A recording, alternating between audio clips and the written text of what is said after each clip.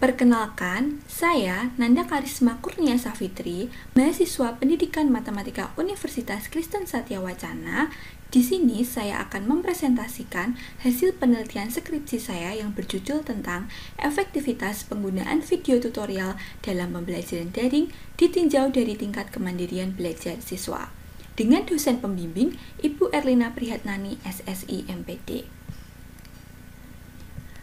Pandemi COVID-19 berdampak dalam berbagai bidang kehidupan, salah satunya adalah bidang pendidikan. Hal ini ditindaklanjuti oleh Menteri Pendidikan dan Kebudayaan Republik Indonesia dengan dikeluarkannya Surat Edaran Nomor 4 Tahun 2020 tentang pelaksanaan kebijakan pendidikan dalam masa darurat penyebaran virus COVID-19.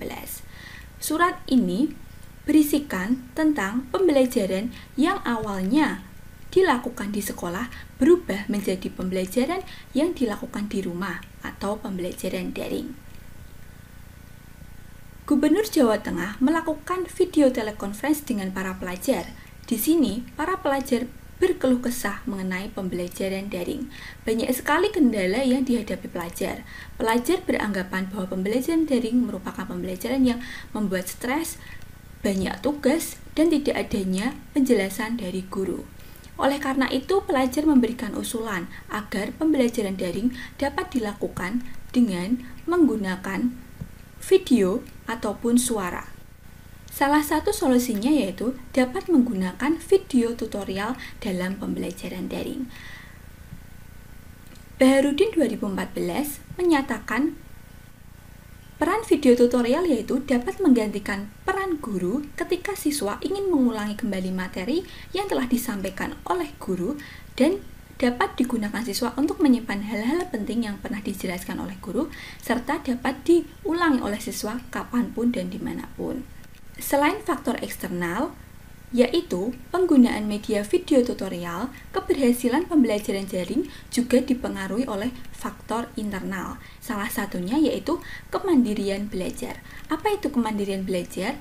Kemandirian belajar merupakan bertanggung jawab dalam belajar, kemudian aktif dan kreatif, kemudian mampu mengatasi problem belajar, dan dapat konsisten dalam belajar. Hal ini disampaikan oleh Slavin 2009.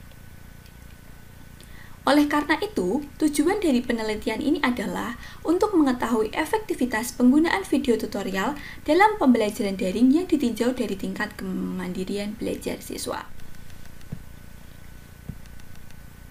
Penelitian eksperimen semu ini dengan desain penelitian The One Group Pretest Post-Test Design yang dilakukan di SMA Negeri 1 Ambarawa dengan populasi kelas 11 jurusan IPA dan 33 siswa yang digunakan sebagai sampel dengan teknik pengambilan sampel yaitu cluster random sampling, hanya satu kelas yang digunakan dengan jumlah siswa 33 sebagai sampel. Teknik pengumpulan datanya adalah tes dan angket. Kemudian instrumennya terdapat instrumen tes, angket, observasi, dan RPP. Dan teknik analisis datanya adalah uji hipotesis.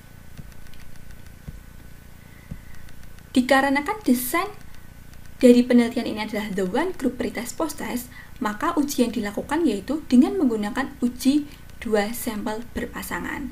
Terdapat dua, yaitu yang pertama uji parametrik dengan menggunakan uji paired sample t-test. Kemudian yang kedua uji non-parametrik dengan menggunakan uji Wilcoxon. Sebelumnya, uji normalitas terlebih dahulu.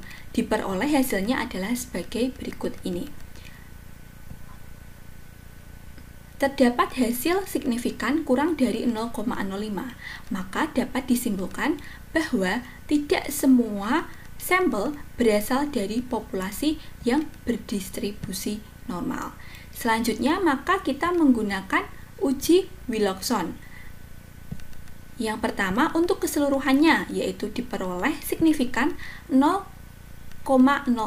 yang artinya mendekati 0 dan kurang dari 0,05. Maka dapat disimpulkan bahwa terdapat perbedaan hasil belajar antara pretest dan posttest secara keseluruhan. Selanjutnya, untuk tingkat kemandirian belajar diperoleh untuk tingkat kemandirian belajar tinggi dan sedang adalah sebagai berikut ini, yaitu hasilnya kurang dari 0,05. Maka dapat disimpulkan terdapat perbedaan hasil belajar. Selanjutnya, untuk tingkat kemandirian belajar rendah, hasilnya adalah signifikannya 0,93, maka lebih dari 0,05, jadi dapat disimpulkan tidak terdapat perbedaan hasil belajar. Sehingga diperoleh hasil yang pertama, yaitu penggunaan video tutorial dalam pembelajaran daring efektif digunakan. Hal ini dikarenakan penyusunan video tutorial yang sudah benar, kemudian adanya proses validasi, kemudian pemberian latihan soal yang sejenis, di mana ini dapat membantu siswa dalam mempermudah siswa memahami materi, kemudian pemberian feedback cepat oleh guru. Yang terakhir yaitu video yang tetap memberhentikan faktor konstruktivisme. Hal tersebut sejalan dengan hasil penelitian Baharudin tahun 2014. Yang kedua yaitu penggunaan video tutorial efektif digunakan dalam pembelajaran daring untuk tingkat kemandirian belajar tinggi dan sedang, tetapi tidak kemandirian belajar rendah. Hal ini disebabkan siswa dengan tingkat kemandirian belajar rendah dimungkinkan tidak memperhatikan video tutorial dengan baik. Mauke dan Sadia tahun 2013 mengatakan bahwa salah satu faktor internal yang dapat mempengaruhi keberhasilan belajar adalah kemandirian belajar. Dengan kata lain, kesimpulan dari penelitian ini adalah penggunaan video tutorial secara signifikan efektif digunakan untuk meningkatkan hasil belajar siswa dengan tingkat kemandirian belajar tinggi dan sedang, tetapi tidak untuk siswa dengan tingkat kemandirian belajar rendah. Atas dasar tersebut, maka disarankan 1. Perlunya menumbuhkan kemandirian belajar. 2. Perlunya membuat video dengan konsep yang benar, berpaham konstruktivisme, langkah penjelasan yang disampaikan detail, dan diikuti dengan soal berjenis sama sebagai latihan soal. Kemudian, feedback cepat yang diberikan oleh guru. Daftar pustaka yang digunakan adalah sebagai berikut ini. Terima kasih. Apabila terdapat salah kata, saya mohon maaf, dan jika ada pertanyaan dapat dituliskan di kolom komentar.